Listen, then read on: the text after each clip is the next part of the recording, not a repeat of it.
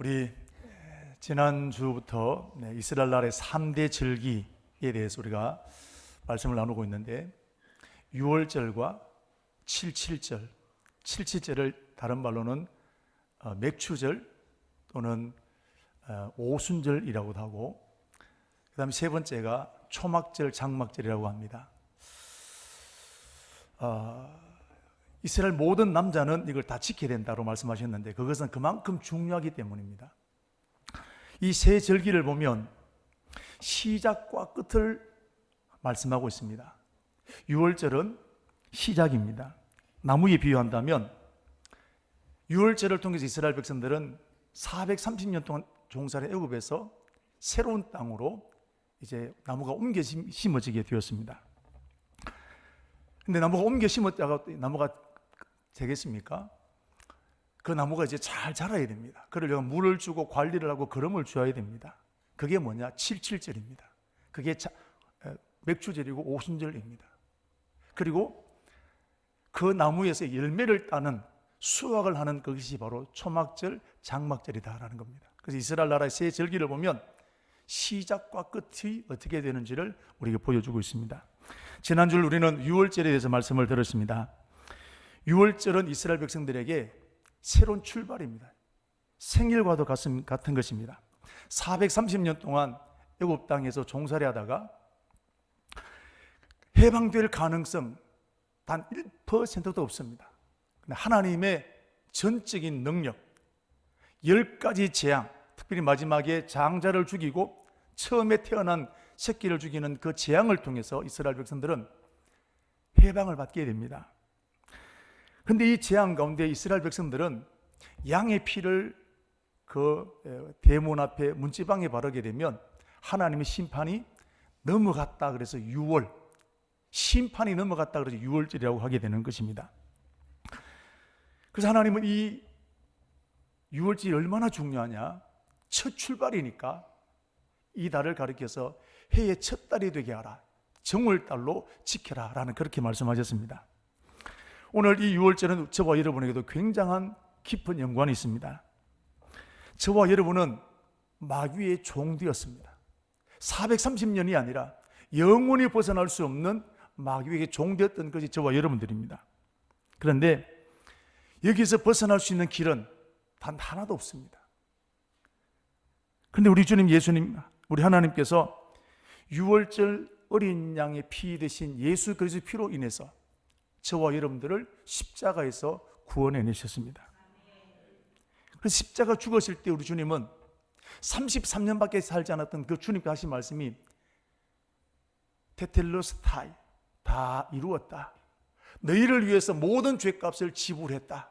아담 때로부터 지었던 모든 죄, 누구도 용서하고 나도 나를 용서할 수 없는 그 죄까지도 하나님은 용서하셨다. 그래서 다 이뤘다고 하시게 된 겁니다. 그래서 예수님의 피 때문에 오늘 저와 여러분들은 마귀의 굴레에서 돌 닦아도 되지 않고 참선을 해도 되지 않는 이 죄의 문제가 십자가 앞에서 해결되게 되었습니다. 그러므로 오늘 저와 여러분들은 그 예수님을 내 마음을 열고 아멘으로 받아들이면, 예수님이 나의 구원자이십니다 라고 믿음으로 받아들이면 그 십자가의 능력이 우리 모든 죄를 도말하는 능력이 그 안에 있습니다. 하나님께서 이처럼 사랑하사 독생자를 주셨으니 이는 저를 믿는 자마다 멸망하지 않고 영생을 얻게 하겠다고 약속하셨습니다. 오늘 종려주일이고 이번 주간이 고난주간입니다. 이 고난주간에 저와 여러분들 예수가 나의 왕이시요, 예수가 나의 구원자시요, 예수의 피가 나를 새롭게 만드셨다는 것 고백하는 그런 축복이 있게 되기를 바랍니다. 오늘은 77절에 대해서 함께 말씀을 나누고자 하는데, 77절은 말 그대로 7일이, 일주일이 7번 지난다 이 말씀입니다. 7번 지나면 어떻게 될까요? 49일입니다. 그 77이 49일을 지나고 그 다음 날이 바로 50일째 되는 날인데 이 날을 가리켜서 77절로 지키라는 겁니다. 즉 다른 말로는 오순절이 되는 것입니다. 이 77절에는 굉장한 의미가 있습니다. 6월절을 지나고 50일째가 되면 보리 추수하는 절기가 되어집니다. 한 2달 정도 지나게 되면 6월절에 출애굽했던 이스라엘 백성들은 아무것도 없습니다. 그런데 50일째가 되게 되었을 때 하나님은 보리 추수할 수 있는 수확의 축복을 허락하셨다는 겁니다. 그래서 이 6월 77절은 먹는 문제가 해결된 절기가 바로 77절입니다. 출애굽을 시켰습니다. 거기서 내팽개 놓은 것이 아니라 아이를 낳았습니다. 나무를 심었습니다. 그걸로 팽개친 것이 아니라 먹는 문제 해결하신 거예요. 오순절 날 하나님은 보리 추수하는 것을 통해 이스라엘 백성들이 먹는 문제를 책임진 날이 77절이다라는 것입니다. 여러분, 오늘도 이 77절은 우리에게도 연관이 굉장히 많습니다. 하나님은 예수님을 십자가에 죽이심으로 저와 여러분들을 마귀에게서 해방시켜 주셨습니다. 이것만 하도 우리는 평생 감사할 일입니다. 나 같은 사람이 어떻게 구원받고. 그런데 하나님은 그것뿐만 아니라 오늘 저와 여러분들이 먹고 살아가는 생활하는 모든 문제를 해결해 주셨다는 사실입니다. 아들을 내어주니 같이 그 아들과 함께 모든 것을 우리에게 은사로 주지 않겠느냐. 너희가 무엇을 먹을까 마실까 염려하지 말라. 먼저 그 나라와 의를 구하라. 그리하면 이 모든 것을 너희에게 더하여 주시겠다고 약속하셨습니다. 예수님의 사역을 보십시오. 죄만 사한 게 아닙니다. 병자를 고치셨고 문제 있는 사람을 치유하여 주셨고 삶의 무거운 모든 짐을 같이 있던 사람들을 자유케 하시고 해방을 시켜 놓으셨던 분이 예수님의 사역 가운데 들어있지 않습니까? 오늘 저와 여러분들 살다 보면 물질의 문제나 질병의 문제나 여러 가지 삶의 무거운 짐으로 좌절이 되고 낙심이 될 때가 있습니다. 우리 예수님은 바로 그 문제를 해결해 주신 것입니다. 그러므로 저와 여러분 이때 해야 될 일은 기도하는 겁니다. 기도하면 하나님이 역사하십니다. 우리 주님 말씀하셨습니다. 자녀들이 생선을 달라 하는데 뱀을 줄 부모가 어디 있으며 떡을 달라는데 돌을 줄 부모가 어디 있겠느냐. 밤낮 부르짖는 택하신 자들의 원한을 속히 들어주지 않겠느냐 말씀하셨습니다. 지난주에 말씀드렸던 솔로몬의 성전을 지어놓고 난다. 하나님 여기에 전염병을 만나거나 전쟁의 위기를 만나거나 경제적인 고난을 만나게 될 때 여기 와서 기도하면 하나님 들어주십시오. 그럴 때 주님 내 눈과 내 마음이 여기 있다고 말씀하지 않으셨습니까? 여러분, 오늘 저와 여러분들은 먹고 사는 문제 주님께서 다 책임져 주신다는 사실을 믿으시기를 바랍니다. 이게 77절이라는 거예요. 그런데 여러분 77절은 더 놀라운 뜻이 담겨 있습니다. 이스라엘 백성들 6월절을 지냈습니다. 출애굽을 했습니다. 그리고 일주일이 7일이 7번 지나고 49일이 되고 50일이 되었을 때 그들이 어디 와 있었을까요? 오늘 읽지 않았습니다만은 출애굽 19장 1절 말씀을 보시면 이스라엘 자손이 애굽을 떠난 지 3개월 되던 날에 그들이 시내 광야에 이르렀다 그랬습니다. 즉 50일이 되었을 그때에 이스라엘 백성들 시내 광야에 도착했다는 것입니다. 6월절은 아비월 14일이라 그랬습니다. 우리로 치면 지금 3월달, 4월달에 해당되는 절기입니다.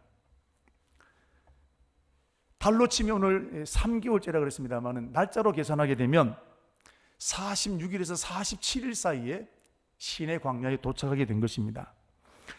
근데 여러분, 이 시내 광야는 이스라엘 백성들에게 굉장히 중요한 곳입니다. 시내 광야에서 약 1년 1개월 동안 머물렀는데 그 내용이 오늘 19장부터 20장까지 넘어가고 출애굽기를 전하고 레위기를 전하고 민수기 10장 11절 말씀 보시면 보십시오. 둘째 해 둘째 달 20날에 구름이 성막에서 떠오르매. 이때까지 어디 있었느냐? 민수기 10장에 이르기까지 시내 광야에 머물러 있었습니다. 그런데 그러므로 시내 광야에서는 굉장한 중요한 일이 있었다는 것입니다. 그럼 이 시내 광야에 무슨 일이 있었을까요? 하나님은 이스라엘 백성들에게 첫 번째 계명을 주셨습니다. 대표적인 게 10계명 아니겠습니까? 그리고 이스라엘 백성들에게 성막을 짓고 어떻게 예배하는지를 가르쳐 주셨습니다. 마음대로 예배하는 게 아니라 성막을 어떻게 짓게 될 것이며 어떻게 예배해야 되는지를 가르쳐 주셨습니다. 그러므로 우리는 레위기가 좀 어렵습니다. 그러나 이 속에 하나님께서 이스라엘 백성들에게 하나님의 보화, 보물을 다 쏟아놓으신 것이 있느냐? 이 속에 담겨 있다는 겁니다. 특별히 여러분, 하나님께서 이스라엘 백성들에게 계명을 주셨다는 것은 굉장한 중요한 것입니다. 한 국가가 세워지기 위해서는 법이 있어야 됩니다. 헌법이 있다는 것은 독립국가가 되었다는 것입니다. 우리나라도 일본 식민지로 있을 때 우리 땅에 살고 있었지만 우리는 법이 없었습니다. 우리는 독립국가가 아니었습니다. 그러나 1945년에 해방을 받고 난 다음에 비로소 헌법이 만들어지게 되었습니다. 그리고 그 헌법을 공포한 날이 언제일까요? 모른 체 하시면 그날이 제헌절입니다. 그래서 이 날은 국경일입니다. 우리도 이제 법이 있다라는 거예요. 이제 우리도 독립국가 되었다는 거예요. 그런데 여러분, 이 제헌절, 초대 제헌절 때 숨겨진 비밀이 있는데 우리나라가 얼마나 특별한지를 다시 한번 깨닫게 됩니다. 그때 초대 국회의장이 이승만 국회의장이었습니다. 국회를 개원하면서 맨 먼저 한 것이 뭐냐면 이운영 의원 나와서 기도하고 시작하겠습니다. 초대 국회가 기도하며 세워졌습니다. 이게 여러분 속기록에다 나와 있습니다. 기도문까지 나와 있습니다. 여러분, 대한민국 하나님이 세우신 나라입니다. 애국가 중에 하나님이 보호하사, 우리나라 기독교국가가 아닙니다. 그러나 하나님께서 이 모든 과정 가운데 하나님이 세우신 흔적들이 남아있는 것입니다. 이제 우리도 법이 있다는 것은 독립국가 되었다는 것입니다. 이스라엘 백성들이 430년 애굽에 살 때는 노예로 살았습니다. 법이 없었습니다. 그래서 하나님께서 유월절 어린 양을 통하여서 그들에게 해방을 주셨고, 그리고 하나님께서 그 이스라엘 백성들에게 자유를 얻게 된 그들에게 가장 먼저 한 것이 시내 광야에서 법을 주신 거예요. 그게 바로 그 법을 주신 날이 언제냐? 77절이라는 거예요. 자, 오늘 보시면 이 77절은 법을 주셨다라는 것은 이제 더 이상 애굽의 노예가 아니라 독립국가가 되었다는 것입니다. 그런데 단순한 독립국가가 아니라 하나님의 나라가 되었다는 겁니다. 이스라엘 백성들은 하나님이 통치하는 나라가 되었다는 것입니다. 이스라엘 백성들을 향한 하나님의 계획이 있습니다. 출애굽기 19장 5절과 6절을 우리 같이 한번 읽도록 하겠습니다. 앞에 나와 있습니다. 같이 읽겠습니다. 세계가 다 내게 속하였나니 너희가 내 말을 잘 듣고 내 언약을 지키면 너희는 모든 민족 중에서 내 소유가 되겠고 너희가 내게 대하여 제사장 나라가 되며 거룩한 백성이 되리라. 아멘. 하나님의 계획이 이겁니다. 세계가 다 내게 속하였나니 너희가 내 말을 잘 듣고 순종하면 너희는 민족 중에서 내 소유가 되겠고 너희는 세계에 대해서 제사장 나라로 삼겠다는 겁니다. 작기 작은 나라, 가장 작은 민족이었고 가장 작은 땅을 가지고 있는 이 이스라엘 민족을 하나님 세계 중심 국가로 세우시는 것이 하나님의 꿈이었고 계획이었습니다. 하나님이 그 이스라엘 백성들을 지금도 보십시오. 전 세계를 움직이는 중심 국가가 민족이 되었습니다. 복음이 영국에 들어가게 될 때 영국이 세계 중심이 되었습니다. 복음이 미국에 들어가게 될 때 미국이 세계 중심이 되었습니다. 그 복음이 한국에 들어오게 되었을 때 작은 이 한반도가, 대한민국이 전 세계의 복음을 전하는 중심 국가로 세워지게 되었던 것을 보게 됩니다. 하나님은 이스라엘에게 율법을 주셨습니다. 이 율법을 잘 지키고 순종하면 제사장 나라가 되겠다고 하나님이 약속하신 것입니다. 오늘 저와 여러분들도 마찬가지입니다. 저와 여러분은 원래 마귀의 자식 아니겠습니까? 진노의 자식입니다. 그런데 십자가의 죽으심으로 우리는 하나님의 자녀가 되었습니다. 이제 하나님은 저와 여러분을 통해서 단순히 시시한 한 사람을 살아가는 것이 아니라 제사장답게 살아가도록 하나님은 우리를 불러내셨다는 사실입니다. 이스라엘 백성들을 제사장으로 불러셨던 것처럼 오늘도 저와 여러분을 하나님 제사장으로 삼으시기를 원하시는 겁니다. 베드로전서 2장 9절 말씀을 보시면 이런 말씀이 나옵니다. 자, 우리 같이 한번 읽겠습니다. 그러나 너희는 택하신 족속이요 왕같은 제사장들이요 거룩한 나라요 그의 소유된 백성이니 이는 너희를 어두운 데서 불러내어 그의 귀한 빛에 들어가신 이의 아름다운 덕을 선포하게 하려 하십니다. 오늘 우리는 죄악 가운데 빠졌던 사람입니다. 마귀의 종교였던 저와 여러분들인데 이제는 거룩한 나라요 그의 소유된 백성이요 제사장 나라로 삼으셨던 이유는 신분이 달라지게 되었습니다. 여러분, 나를 시시하게 보지 마십시오. 난 하나님의 백성이다. 할렐루야. 난 하나님의 제사장이다. 오늘 하나님은 저와 여러분을 통해서 이 땅 가운데 하나님이 살아계신 것을 증거하고 보여주기를 원하시는 것입니다. 그래서 우리를 불러내신 거예요. 그 율법을 주신 날이 언제냐? 이게 7.7절이라는 것입니다. 그러므로 오늘 저와 여러분들은 어쩌다가 예수 믿게 된 게 아닙니다. 특별한 하나님 부르심 가운데 저와 여러분이 구원받게 되었다는 사실입니다. 나를 함부로 여기지 마십시오. 여러분을 소중하게 여기십시오. 존귀하게 여기십시오. 난 하나님의 제사장이라는 믿음 가지고 살아가게 되기를 축복합니다. 그러므로 7.7절은 하나님께서 우리에게 오순절날 보리추수를 하면서 먹는 문제를 해결하셨습니다. 뿐만 아니라 영적인 양식을 주신 하나님의 계명, 하나님의 율법을 주신 날이 7.7절인 것입니다. 7.7절은 영과 육이 양식을 받게 되는 최고의 날이 바로 7.7절이라는 사실입니다. 그러므로 이 날은 감격적인 날이요 기쁜 날이요 축복의 날인 줄로 믿습니다. 자, 하나님께서 그럼 이제 이 7.7절에 율법을 주실 때 어떻게 주셨는지 한번 보도록 하겠습니다. 오늘 19장 16절 말씀을 보시면 셋째 날에 그랬습니다. 그럼 이 셋째 날이 언제일까요? 시내 광야에 도착한 지 3일째라는 그런 의미도 됩니다만은 6월절을 지낸 지 50일째 되는 날이다라는 말씀도 됩니다. 자, 50일째 되는 이 날에 7.7절에 하나님이 어떻게 하셨느냐? 시내산에 임재하셨습니다. 자, 임재하신 모습을 한번 보겠습니다. 16절 말씀 보겠습니다. 16절 셋째 날 아침에 우레와 번개와 빽빽한 구름이 산 위에 있고 나팔 소리가 매우 크게 들리니 진중에 있는 모든 백성이 다 떨더라. 우레가 뭡니까? 우레 천둥 소리입니다. 우랑광광 막 시내산에서 그리고 번개가 막 치는 겁니다. 저는 읽다가 이해가 안 되는 게 빽빽한 구름이 어떤 게 빽빽한 구름입니까? 빽빽한 구름이라고 그랬습니다.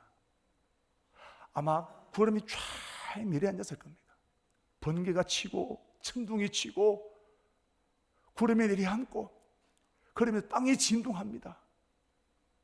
처음 경험했던 이스라엘 백성들이 깜짝 놀라고 부들부들 떨게 되는 겁니다. 하나님이 임재하신 겁니다. 하나님은 말씀을 주시고 우리가 살아갈 수 있는 이 영적인 양식을 주는 하나님의 계명을 주게 될 때 그냥 주신 것이 아니라 이런 모습으로 임재하셨다는 것입니다. 이 모습을 보고 이스라엘 백성들은 16절 말씀을 보면 떨었다, 두려움에 떨었다라는 것입니다. 여러분, 두려움에는 두 가지가 있습니다. 공포를 느낄 때 두려움이 생깁니다. 강도가 와서 이런 칼을 들이맵니다. 그때 두려움이 생깁니다. 이 두려움이 아닙니다. 두 번째 두려움은 거룩한 두려움입니다. 하나님 앞에 서게 되었을 때 느끼는 두려움입니다. 베드로가 밤새도록 고기를 잡아도 한 마리 못 잡았습니다. 예수님 말씀 따라 그물을 배 오른편에 던지게 되었을 찢어질 정도로 그물을 잡았습니다. 그때 베드로가 했던 말이 있습니다. 주여, 나를 떠나소서, 나는 죄인입니다. 예수님 앞에 서니까 내가 죄인인 줄 보이는 거예요. 오늘 하나님 앞에 서게 되니까, 오늘 하나님 임재를 보게 되니까 모든 이스라엘 백성들이 하나님에 대한 두려움으로, 거룩한 두려움에 사로잡히게 되었습니다. 이 임재를 보게 된 이스라엘 백성들이 어떻게 됐을까요? 와, 하나님은 정말 살아계신 분이구나. 하나님은 정말 능력 가운데 거하시는 분이시구나. 하나님은 정말 천지를 창조하신 분이시구나. 세상을 움직이시는 분이시구나. 그리고 하나님 주신 율법에 대한 굉장한 존경심을 갖게 되는 것입니다. 이스라엘 백성들 이 두려움 때문에 그 자리에 서 있지를 못합니다. 그래서 모세에게 말합니다. 모세 지도자께서 대신 하나님의 말씀을 받아오십시오. 그래서 모세가 대신 가서 하나님의 말씀을 받아옵니다. 자, 그리고 이제 모세가 어떻게 하느냐 하면 받아왔던 그 말씀을 가지고 이제 이스라엘 백성들을 다 불러놓고 난 다음에 언약을 맺습니다. 자, 우리 출애굽 24장 한번 넘어가 보십시오. 7절, 8절 말씀 보시면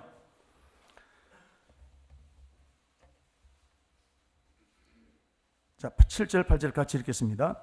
언약서를 가져다가 백성에게 낭독하여 듣게 하니 그들이 이르되 여호와의 모든 말씀을 우리가 준행하리이다. 모세가 그 피를 가지고 백성에게 뿌리며 이르되 이는 여호와께서 이 모든 말씀을 대하여 우리와 세우신 언약의 피니라. 모세가 이제 하나님의 말씀을 받아왔습니다. 3절 말씀을 보면 그 말씀을 읽었습니다. 백성들 앞에. 백성들은 아멘, 우리가 그 말씀대로 순종하겠습니다 라고 고백했습니다. 그리고 모세는 다시 그것을 4절 말씀 보시면 기록했습니다. 그리고 이제는 소를 잡아서 번제를 드리고 화목제를 드렸습니다.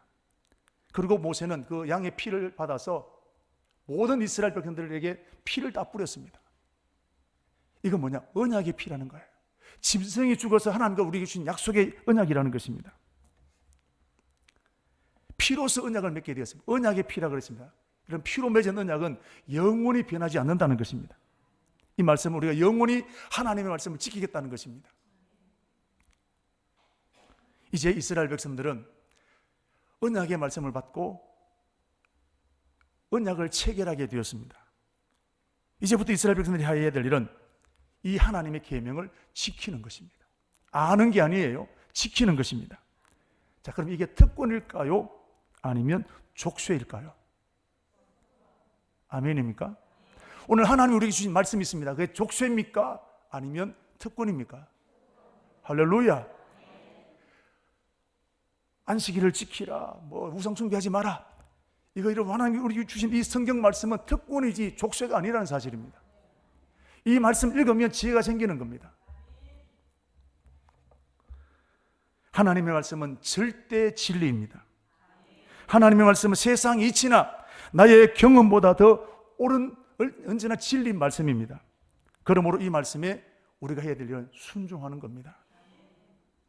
그런데 하나님 말씀을 순종하는 것은 그렇게 간단하지가 않습니다. 이스라엘 백성들이 피로 언약을 맺었습니다. 그때는 끝까지 하나님의 말씀 지키겠습니다. 그랬던 그들이었지만 광야 40년 생활을 하게 됩니다. 광야 생활은 이스라엘 백성들처럼 만만한 세월이 아니었습니다. 이 광야 40년은 하나님의 주신 이 말씀을 지키느냐 지키지 않느냐 훈련하는 기간이 광야 40년 기간이었습니다. 광야 생활할 때 보십시오. 하나님의 말씀이 틀린 것처럼 느껴질 때가 많았습니다. 안식일을 지키라. 하나님 만나를 주셨습니다. 6일째는 곱빼기로 주셨고 7일째는 가지 말라 그랬습니다. 자, 그러면 나갔을까요? 안 나갔을까요? 말씀 받았는데 나갔습니다. 만나를 주었습니까? 못 주었습니까? 못 주었습니다. 이것뿐만 아닙니다. 하나님의 말씀이 내 마음에 안 맞는 것처럼 느껴지니까 말씀을 자꾸 벗으려고 하는 거예요. 자꾸 족쇄로 여기게 되는 것입니다. 과연 40년을 지나고 난 다음에 이스라엘 백성들은 어떻게 되었을까요? 이제 하나님 40년이 지나고 난 다음에 가나안 땅을 선물로 주는데 어떤 지파에게는 넓고 비옥한 땅을 주시는가 하면 어떤 지파에게는 좁은 땅, 척박한 땅을 주는 겁니다. 다 좋은 땅 찾고 싶지 않겠습니까? 그런데 그 기준이 뭐냐면 숫자가 많은 지파에는 좋은 땅을 주고 넓은 땅을 주는 겁니다. 그러나 숫자가 적은 지파는 좁은 땅, 별로 좋지 않은 땅을 주는 겁니다. 이스라엘 백성들은 전체 인구조사를 딱 2번 합니다. 시내 광야에서 출발할 때 한 번, 40년 광야를 마치고 난 다음에 가나안 땅을 분배받기 위해서 두 번 하게 됩니다. 민수기 1장 46절 말씀 보면 첫 번째 인구조사를 하게 될 때 60만 3,550명이었습니다. 그리고 40년이 지나고 난 다음에 인구조사를 하게 될 때 60만, 민수기 26장 51절 보면 60만 1,730명입니다. 제가 계산해 보니까 늘었을까요? 줄었을까요? 잘 모르겠지요. 1,820명이 줄었습니다. 전체는. 그런데 여러분, 여기에 반전이 있습니다. 전체는 줄었는데 유다 지파는 1차 할 때 74,600명이었습니다. 40년이 지나고 난 인구조사할 때 76,500명으로 인구가 늘었습니다.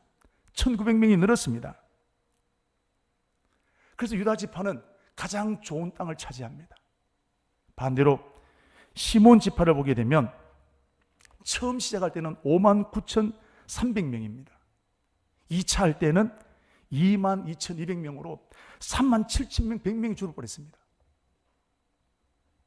그래서 그들은 땅을 제대로 차지하지도 못하고 유다 지파에 더부살이하게 되었던 걸 보게 됩니다.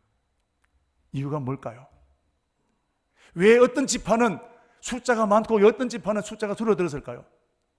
하나님의 말씀에 순종한 지파에 대해서는 하나님이 번성하게 하시는 거예요. 하나님의 말씀을 순종하지 못했던 사람들은 심판을 받게 죽게 되는 겁니다. 그래서 인구가 시몬 지파가 확 줄게 되었습니다. 보십시오. 전체 인구는 줄었지만 순종했던 지파에 대해 하나님 늘어나게 하시는 겁니다. 불경기가 와도 잘 되는 집은 잘 되는 거예요. 어려움이 오도 말씀을 순종하는 지파에 대해서는, 그 나라에 대해서, 그 민족에 대해서는, 그 사람에 대해 하나님이 축복하시는 거예요. 여러분, 예수님의 보혈로 새롭게 된 저와 여러분들, 우리들이 해야 될 일은 하나님의 말씀을 순종하는 것입니다. 하나님의 말씀은 절대 진리입니다. 하나님은 세상의 이치나 내 경험보다도 언제나 옳은 것이 하나님의 말씀인 줄로 믿습니다. 그러면 내가 맞춰야 됩니다. 내가 아멘 해야 되는 겁니다. 예수님도 말씀하시기를 나의 계명을 가지고 지키는 자야 나를 사랑하는 자니 그런 사람에게 나를 나타내겠다고 말씀하셨습니다. 하나님은 순종하는 자에게 책임지시는 겁니다. 순종하는 자에게 하나님 축복 주시는 것입니다.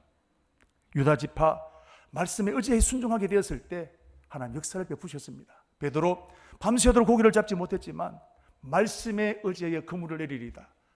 순종했을 때 그물이 찢어질 정도로 수확하게 된 걸 보게 됩니다. 오늘도 하나님은 말씀에 순종하는 나라, 말씀에 순종하는 성도들에게 축복하시는 것입니다. 목사가 중요한 게 아니에요. 얼마나 오래 다냐가 중요한 게 아닙니다. 순종하는 사람에게 이 축복 주신 줄로 믿습니다. 그러므로 새 생명 얻게 된 저와 여러분들, 우리는 하나님의 말씀에 생명을 걸게 되기를 축복합니다. 말씀에 순종하는 우리 청강교회가 되기를 원합니다. 이 사람 믿음 좋은 사람이에요. 자, 그런데 더 놀라운 일이 있습니다. 77절에 하나님은 성령을 주셨어요. 왜 우리 사도행전 2장 1절 보면 오순절날이 이름에 그랬거든요. 왜 하나님은 77절에 성령 충만을 주셨을까요? 이스라엘 백성들이 이렇게 시내산 언약을 맺고 나는데 우리는 하나님 말씀을 끝까지 지키겠습니다. 피로서 언약을 맺었습니다. 그러나 광야 생활할 때 보십시오. 다 넘어졌습니다. 여호수아와 갈렙을 빼고는 딱 광야에 죽고 말았습니다. 가나안 땅에 들어간 열매를 맺어야 되는데 광야에 죽고 말았습니다. 이유가 무엇일까요? 환경이 척박해서 그랬을까요? 이스라엘 백성들의 영적인 힘이 약했기 때문입니다. 베드로 보십시오. 예수님 십자가 달리시게 될 때 나는 죽을지언정 주님을 버리지 않겠습니다 하고 맹세했던 그가 하루도 지나지 못해서 예수님을 3번 부인했던 걸 보십시오. 이게 로마 군인 때문입니까? 베드로 자신 때문입니까? 우리 계단이 있습니다. 우리 연세대신 우리 군사님들 올라올 때 마음은 내가 한 걸음 계단 올라갈 것 같지만 잘 됩니까? 안 됩니까? 계단 따십니까? 내 나이 탓입니까? 오늘 우리 자꾸 환경을 탓합니다. 뭐가 어떻고 로마 때문에 그 환경이 어때서 아닙니다. 여러분, 내 영적인 힘이 약하니까 못하는 게 되는 거예요. 문제는 이 문제를 해결할 수 있는 길이 뭘까요? 주님이 그것을 알고 성령 충만을 주시게 된 겁니다. 성령 충만 받게 되면 마음에서 부흥이 일어나게 됩니다. 성령 충만 받게 되면 마음에 확신이 생깁니다. 담대함이 생깁니다. 그래서 문제가 되지 않습니다. 문제가 없어지는 것이 아니라 그 문제를 뛰어넘을 수 있는 힘이 생기게 되는 겁니다. 예수님 보십시오.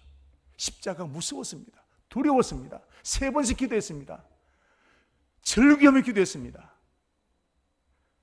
성령 충만하니까 십자가를 지는 거예요. 십자가가 못 지는 게 아니라 내 힘이 약하기 때문에 못 지게 되는 겁니다. 베드로 보십시오.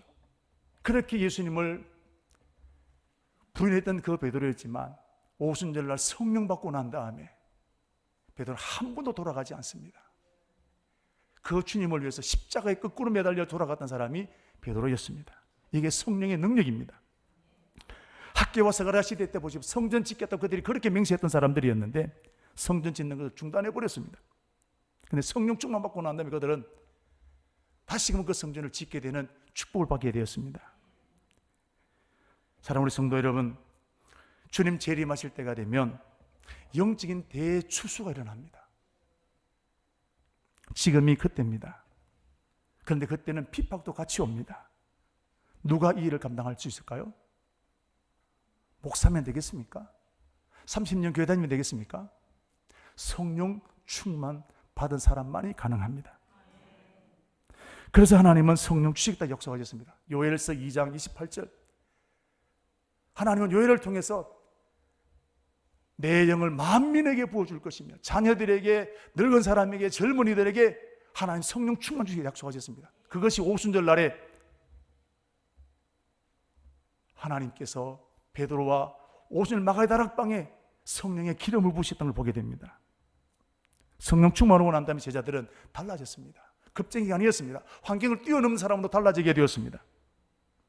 부흥이 일어나게 되었습니다. 장애물을 뛰어넘게 되었습니다. 이번 우리 청강교회 성막 부흥회를 통해서 하나님은 우리에게 큰 은혜를 주셨습니다. 영적 부흥을 주셨습니다. 저 감사한 건 십자가의 눈을 열리게 하셨습니다. 여러분, 이런 적이 없었습니다. 왜 하나님 우리 교회에 이런 부흥을 주셨을까요? 우리 청강교회가 복음의 정인되라는 겁니다. 십자가의 정인되라는 것입니다. 영혼 추수하라는 것입니다. 이 일을 감당하기 위해서는 계속해서 우리 교회는 영적 부흥이 일어나야 될 줄로 믿습니다. 만편에 왔던 그 부흥이 아내로 흘러가야 됩니다. 김지사에게 왔던 그 성령의 역사가 박집사님을 건너가야 되는 겁니다. 계속해서 영적 부흥이 우리 교회에 일어나게 되기를 축복합니다. 어떻게 되면 되겠습니까? 준비해야 합니다. 율법을 받기 전에 우리 예수님은, 우리 하나님이 모세에게 말씀하셨습니다. 출애굽기 19장 10절 11절 말씀 보십시오. 오늘 읽었던 말씀을 보시면 너는 옷을 빨아라 그랬습니다. 여인을 갖가지 하지 말아라. 준비하라는 거예요. 성령 받기 전에도 예수님 말씀하시기를 너희는 몇 날이 못해 성령을 받을 것인데 준비하라는 겁니다. 그래서 제자들은 철저하게 사도행 1장 14절 오로지 기도에 힘썼다 그랬습니다. 그 기도에 힘쓰게 되었을 때 오늘 19장에 나와 있는 이스라엘 백성들도 3일째가 되어서 이틀 동안 열심히 준비하고 훈련하게 되었을 때 오늘 셋째 날에 여호와의 구름이 빽빽 임하게 되고 우레와 번개 이스라엘 가운데 임재하셨던 걸 보게 됩니다. 오순절 날에도 성령의 기름 부으심이 강력히 일어나게 되는 걸 보게 됩니다. 여러분, 우리 교회 안에 이 부흥이 계속 일어나야 될 줄로 믿습니다. 저는 올해부터 우리 사랑 청강교회가 영적 부흥의 발원제가 되기를 기도하고 있습니다. 부흥회를 마치고 난 다음에 더 간절해졌습니다. 한국교회 부흥이 원산에 있는 감리교회에서 시작되었습니다. 하나님, 우리 청강교회가 이 시대에 하나님을 모여하고 있는 이 시대에 영적 부흥의 발원제가 되기를 원합니다. 기도하면, 그래서 우리는 기도로 덮어야 됩니다. 하나님, 우리 교회 위에 성령의 바람이 일어나게 하셔서 우리가 영적 부흥이 바른 자가 될 수 있도록 성령의 기름을 부어달라고 우리는 기도할 때 하나 우리 마지막 때까지 우리 교회는 주의 복음 앞에 쓰임받는 교회로 세워지게 될 줄로 믿습니다. 이 역사가 우리 교회 안에 일어나게 되기를 축복합니다.